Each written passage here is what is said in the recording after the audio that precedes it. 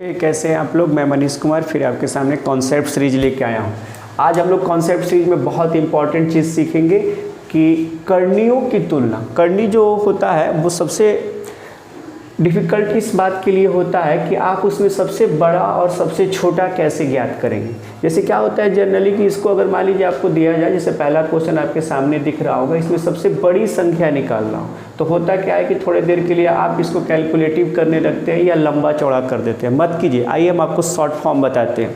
यानी आज के कॉन्सेप्ट सीरीज में बहुत ही इंपॉर्टेंट टेक्निकल समझना है। देखिएगा, इसके यहाँ पे 2 है, ये 4 है, ये 5 है और ये 10। इसका मतलब तो आप समझ रहे हैं। जैसे मान लीजिए कि अगर n रूट अंडर a हो तो इसका मतलब होता है a का पावर 1/n। ये बात आपको समझ में आनी चाहिए कि इसका मतलब ये होता है। तो आप इससे घबराइए नहीं। आप यहाँ पे 2 है, 4 है, 5 है, 10 है, जो भी होगा उनका एलसीएम ले लीजिए। 2, 4, 5 और 10 का आप एलसीएम ले लीजिए। जैसे ही आप एलसीएम लीजिएगा तो पता है सबसे बड़ी वाली संख्या देगा, यानी एलसीएम हो गया 20। अभी आप 2 को 20 के बराबर करने का प्रयास कीजिए। 2 को 20 तो 10 से मल्टीप्लाई करेंगे तब ये 20 होगा। अब ये 10 से मल्टीप्लाई किए तो 8 का पावर 10 दे दीजिए। यहाँ भी ऐसे ही कीजिए। इसको 20 करने के लिए 5 से मल्टीप्लाई करना होगा तो 13 का पावर 5 दे दीजिए। इसको 20 से मल्टीप्लाई करने के लिए आपको 4 करना होगा तो 16 का पावर 4 दे दीजिए। इसको मल्टीप्लाई करना होगा तो 2 करना होगा, यानी 20 हो गया। तो अब 41 का पावर आप दे दीजिए 2। अब एक बात बताइए, अब यहाँ पे 8 का पावर 10 दिख रहा है, 13 का पावर 5 दिख रहा है, 16 का पावर 4 दिख रहा है और 41 का पावर 2 दिख रहा है। इसमें आपको सबसे बड़ा कैसे पता करेंगे? तो आप ध्यान दीजिएगा कि सबसे बड़ा पावर 8 का पावर 10 है तो ये सबसे बड़ी संख्या देगी। यानी इनके बीच में अगर आप कंपेयर करेंगे तो ये सबसे बड़ी संख्या होगी। इसलिए 2 ये वाला जो है आपको ये सबसे बड़ी होगी। ये इसका आंसर हो गया। आया समझ में? यानी कि आपको यहाँ पे टेक्निकल फॉर्म में लेना है कि आप तेजी से कैसे करणियों को कंपेयर करके और उनमें बड़ा छोटा बता सकते हैं।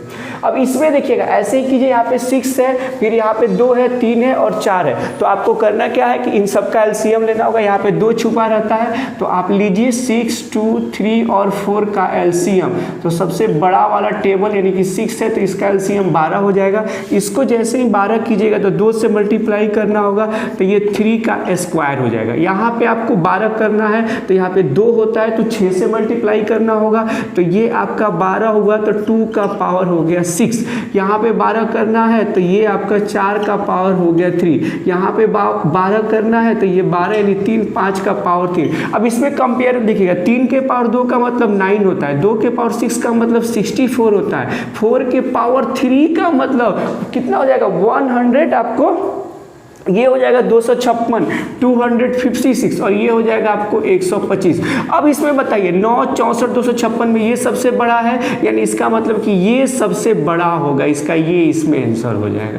आई बात समझ में? अगले क्वेश्चन में आइएगा। अगला क्वेश्चन इन दोनों से थोड़ा सा डिफरेंट है। ये 3 बाहर है, यहाँ 3 बाहर है, 6 और ये रूट। इसका कॉन्सेप्ट समझिएगा। आपको पता है कि रूट अंडर 9 का मतलब होता है 3, रूट अंडर 36 का मतलब होता है 6, रूट अंडर 49 का मतलब होता है 7। ये आप कॉन्सेप्ट समझ रहे हैं क्योंकि ये आपका बेसिकली कॉन्सेप्ट है। अब एक बात बताइएगा, जैसे ही आप इस कॉन्सेप्ट से आइएगा, मान लीजिए इसको अगर हम रूट अंडर 9 और इंटू रूट अंडर 2 लिख दें, ऐसे लिख सकते हैं क्या? फिर से समझिएगा, यानी 3 रूट अंडर 2 को हम root under 9 into root under 2, तो ये दोनों गुना होके रूट अंडर 18 भी तो लिख सकते हैं। बोलिए रूट अंडर 18, रूट अंडर 18। तो आप इसको डायरेक्ट अगर लिखने का प्रयास करें तो रूट अंडर 18 लिख दीजिए और ये रूट अंडर 9, 9 सत्ते 63 लिख दीजिए। 4 का 36, 36 पचे 180 होता है और ये आपका 4, 20 चौका 80 हो गया। अब ये सब में बड़ा वही देता है जो सबसे बड़ी संख्या होती है। Root under 18, root under 63, root under 180 और रूट अंडर 80 में सबसे बड़ा यही हो तो यही आपका आंसर होगा। यानी इसका मतलब है कि ये सबसे बड़ा हो जाएगा यहाँ पे।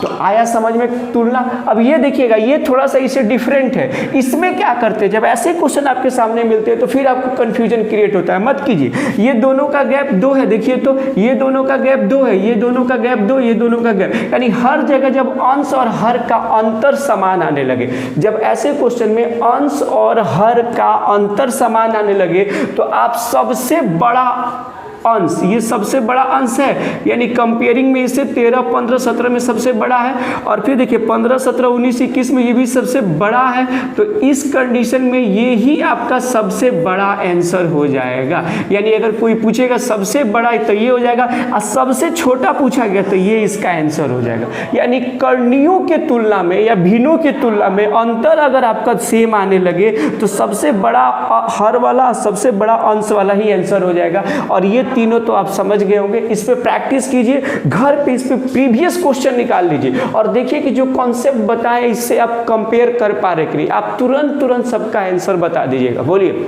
समझ में आ गई होगी? कमेंट करके बताइएगा थोड़ा सा इसको, क्योंकि बहुत इंपॉर्टेंट टेक्निकल है। चलिए धन्यवाद, अगले वीडियो में मिलते हैं।